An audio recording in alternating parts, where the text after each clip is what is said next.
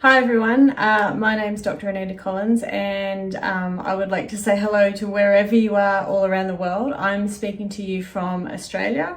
We're heading into a summer, which I know many of you are not, but it is mostly sunny outside, and we're sort of coming out of this very difficult time in Australia, and our borders are about to open up, so we're in a special kind of place. However, I know that a lot of you watching this, wherever you will be, have dealt with a really difficult year. I don't think that anyone that we know hasn't had a difficult year. So the Empowered Musician 2020 conference itself is such a wonderful initiative to help us all reconnect, re-find ourselves after what has been an extraordinary year, and a year where many of us have been tested in the way that we understand our work, the way we deliver our work, whatever that might be within the music setting, and has been one where we've really had to think again. But as my profession, I'm a music educator, but I very much am a student of how music learning helps the brain to develop. So not only just in childhood, but how that expresses itself in adulthood as well. And this year has been fascinating for me to understand what it is that we have learned through our music learning, wherever that might have been, and whatever role you might be doing now as a producer, a DJ, a composer, a teacher, a performer, how that training mostly in our childhood has really helped us deal with this year. So a few things have come to mind. The first is that this year has brought up an unprecedented amount of uncertainty. Now, not knowing what's happening, not knowing what the virus is, not knowing how we're going to deal with it, where we're going to come out of it, how it's going to affect us all in different ways. Really high levels of uncertainty. For me in the research, this is what I call being comfortable with discomfort. Now, I know it's like, that seems like quite a strange thing, but it's the idea that we can sit in an uncomfortable situation, and learning the craft of music and music making is most of the time an uncomfortable situation.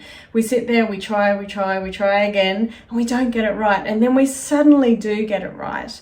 And we get a reward for all of that time spending being uncomfortable.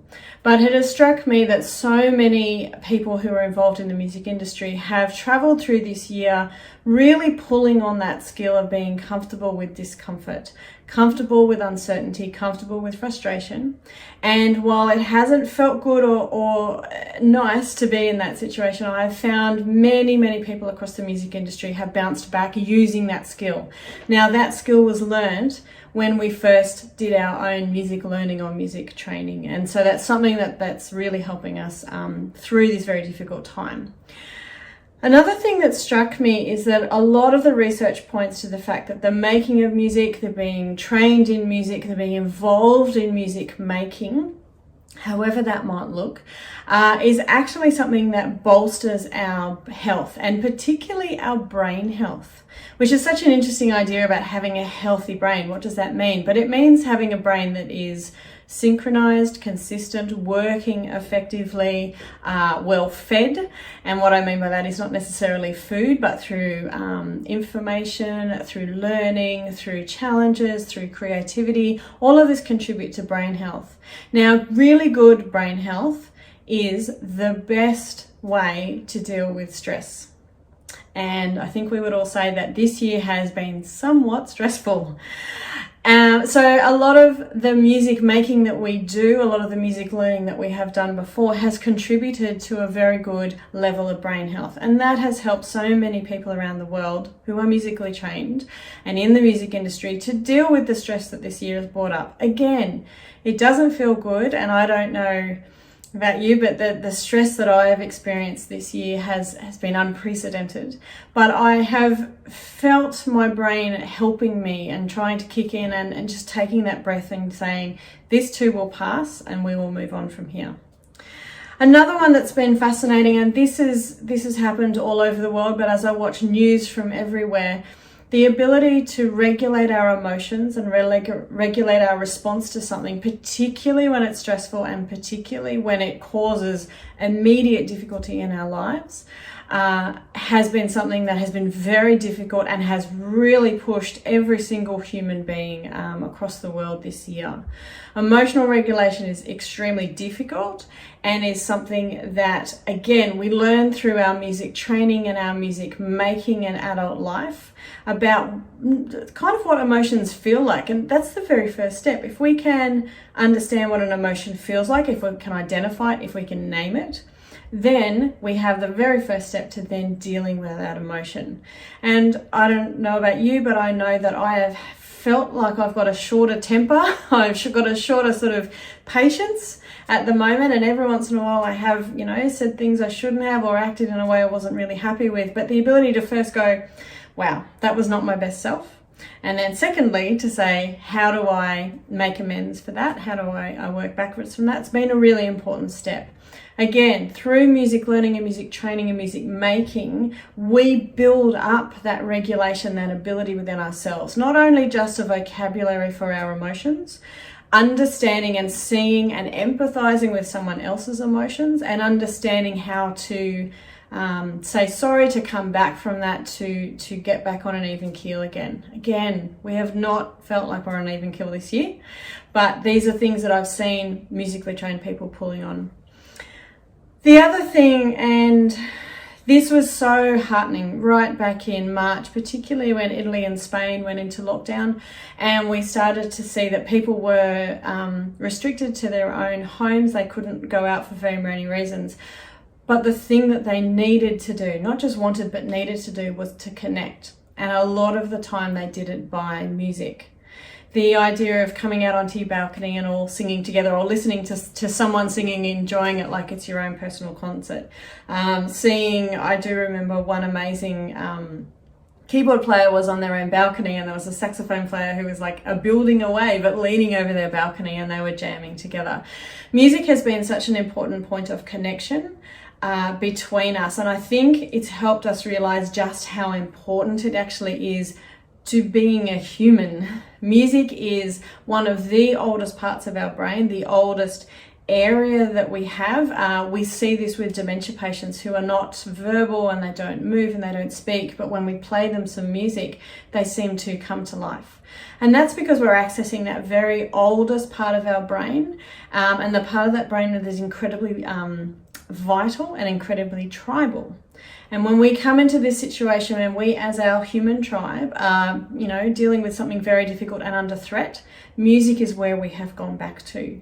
So it is such a vital part of connection that we have needed. We have tried in many ways to deal with the technology and the issues that come with that, to try and connect via music online, as well as being able to do it in a socially distanced kinds of way. So I think in many ways our art form has been recognized as being vital and important to being human.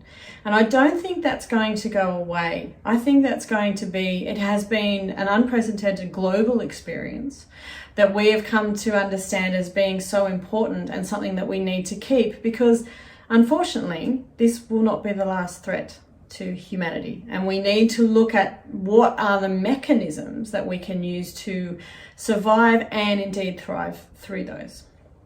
So we're coming into December. I don't know about you. We go here in the Southern Hemisphere, particularly in Australia, we come into our big holidays now. And I know many of you in the Northern Hemisphere will be going into your winter, and winter can be a scary time with the current threat that we're facing.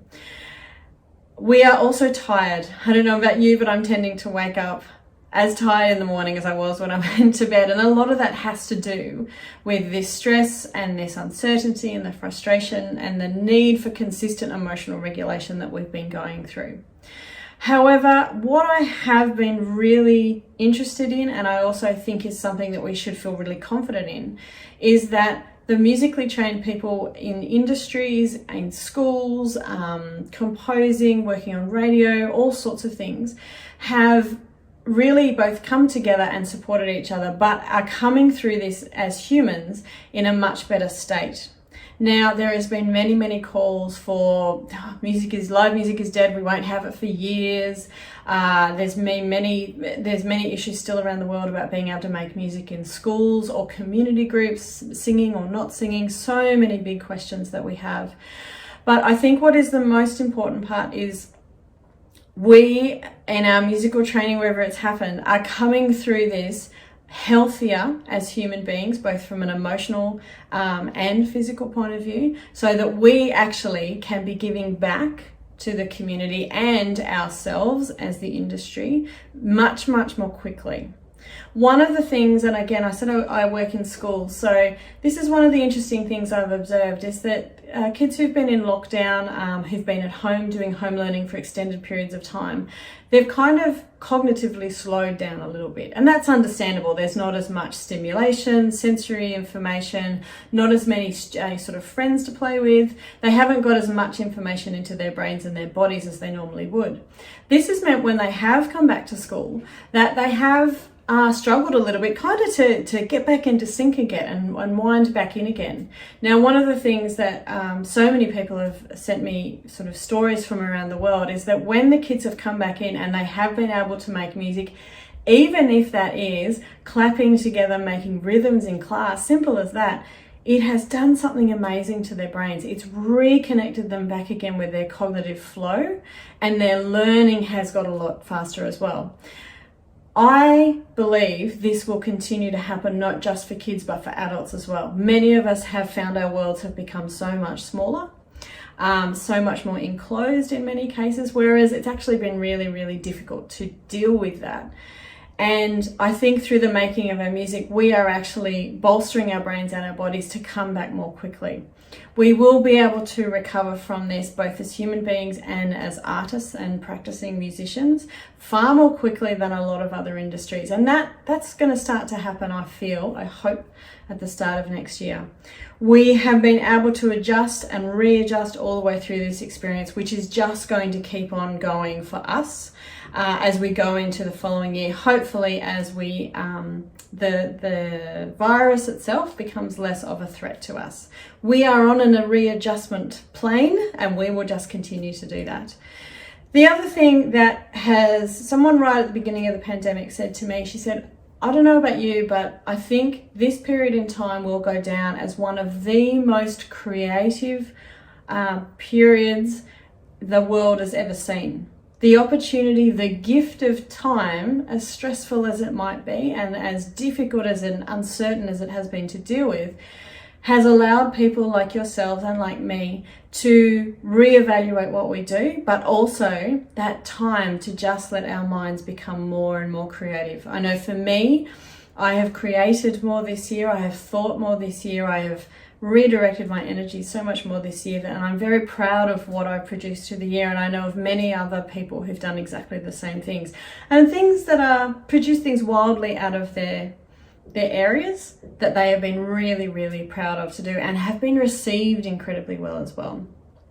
So the reimagining of our work on both the online and the live sort of platforms, but as well going, okay, well, if the world is going to be like this, how can I still make my work and how can other people still appreciate my work, is going to be something that will stand us in really good stead, I feel. I'm already seeing it in kids in schools, and I believe we as the grown-ups will follow as well. The last thing I think that reimagining will help us to do is to understand the nature of thinking outside the box in our areas, but in a business way. How can we still thrive creatively, as well as in a business sense, in the work that we do? And where I think in many cases this opportunity has cracked open the imagination that was already there inside of us and given us the time to think about it, but also the time to make it. So as tired as you are, as tired as I am, as we come towards the end of this year, I really would love if you thought about the message of what your music making and music training has given you, the kind of person that you are, the opportunities that have come to you through this incredibly difficult time, and how you are going to take those into what we hope will be next year and coming out of the virus and the threat that is around that.